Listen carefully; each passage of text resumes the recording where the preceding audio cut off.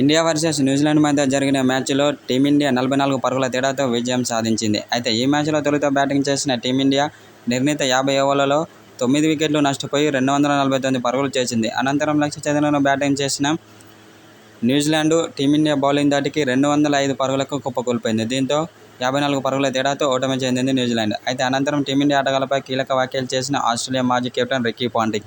ఇప్పుడున్న ఫామ్లో టీమిండియాను ఓడించడం చాలా కష్టమని ఆస్ట్రేలియా మాజీ కెప్టెన్ రికీ పాంటింగ్ ఓ సోషల్ మీడియా ద్వారా తెలిపాడు. ఎందుకంటే టీమిండియా ఆటగాళ్లు బ్యాటింగ్లోనూ బౌలింగ్లోనూ చాలా అద్భుతంగా రాణిస్తున్నారని అన్నాడు. నిన్న జరిగిన మ్యాచ్లో వరుణ్ చక్రవర్తి చాలా అద్భుతంగా బౌలింగ్ చేసి టీమిండియా విజయంలో కీలక పాత్ర పోషించాడని అన్నాడు. అనంతరం అతని యొక్క బౌలింగ్పై ప్రశంసల వర్షం కురిపించాడు ఆస్ట్రేలియా మాజీ కెప్టెన్ రికీ పాంటింగ్.